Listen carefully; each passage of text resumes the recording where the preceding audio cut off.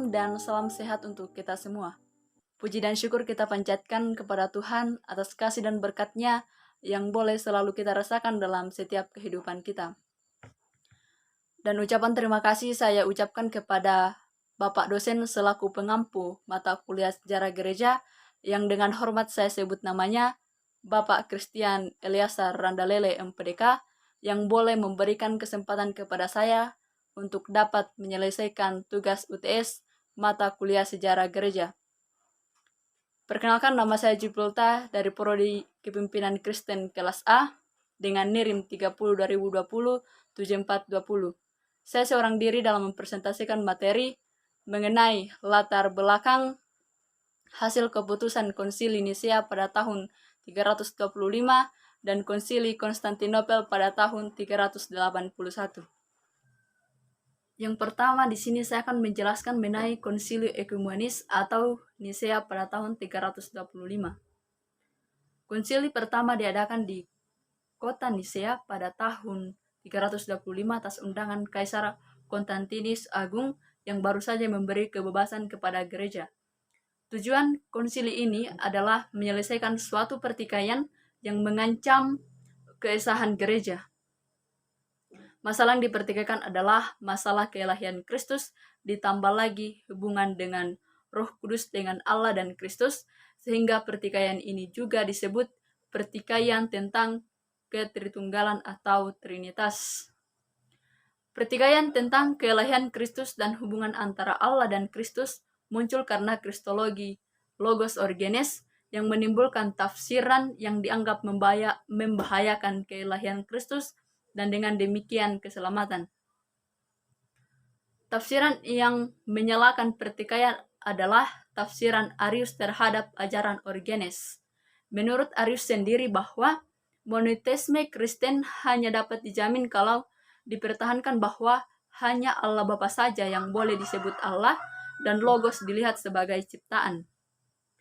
Mari kita lihat garis-garis besar dari pendapat Arius mengenai Trinitas. Yang pertama itu, Arius mengatakan bahwa Kristus lebih rendah dari Allah. Yang kemudian yang kedua yaitu Kristus adalah anak angkat dari Allah. Kemudian yang ketiga, Kristus diciptakan sebagaimana makhluk yang lain, tetapi kalau dalam versi Arius mengatakan bahwa Kristus lebih tinggi dari makhluk lainnya. Arius menyebutnya bahwa Yesus adalah malaikat tertinggi. Kemudian pendapat Arius ini ditentang dengan sangat keras oleh Athanasius yang menjabat sebagai uskup di Alexandria selama hampir setengah abad, yaitu pada tahun 328 sampai pada tahun 373. Athanasius menekankan bahwa Kristus harus dipandang sebagai Allah sepenuhnya. Oleh karena itu, ia tidak dapat dibedakan derajatnya dengan Allah. Pandangan Athanasius dapat disimpulkan yang pertama yaitu mengenai Kristus adalah Allah sepenuhnya. Kemudian dia sehakikat dengan Allah Bapa atau disebut dengan homoousios. Kemudian yang ketiga, Kristus adalah kekekalan.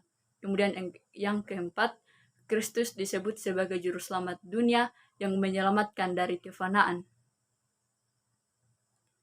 Menurut Athanasius, Roh Kudus berasal dari Allah yang melimpahkan pengudusan dan bahkan kehidupan itu sendiri.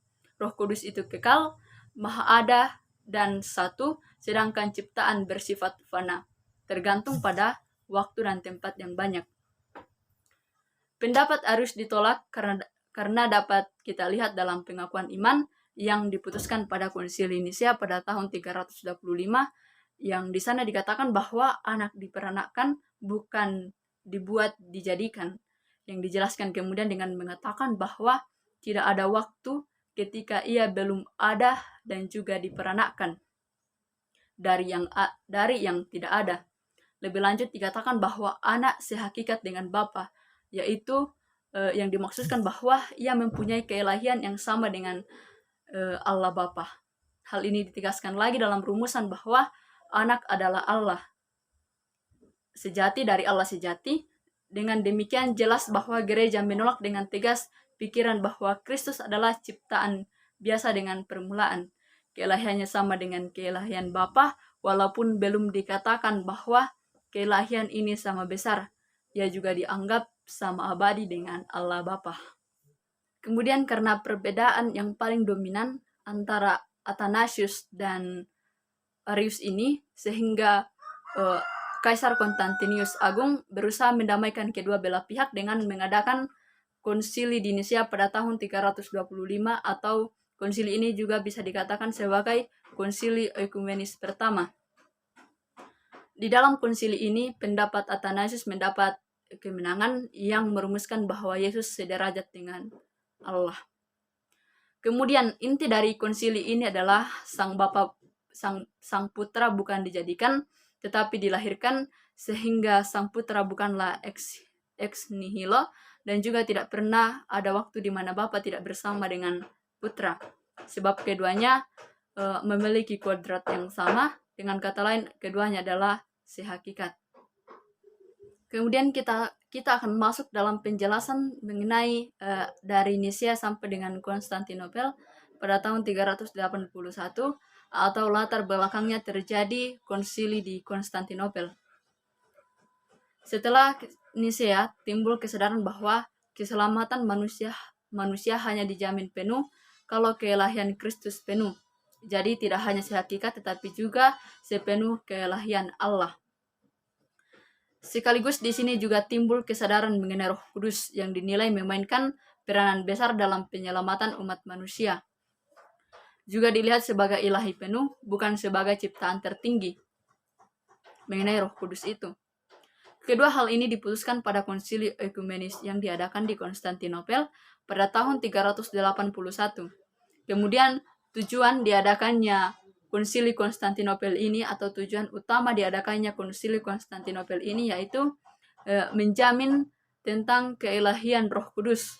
Roh Kudus adalah Tuhan, menjadi sama ilahi dengan Allah dan Kristus. Namun ketika kita menyebut Roh Kudus secara terang-terangan, sulit diterima oleh gereja timur pada saat itu.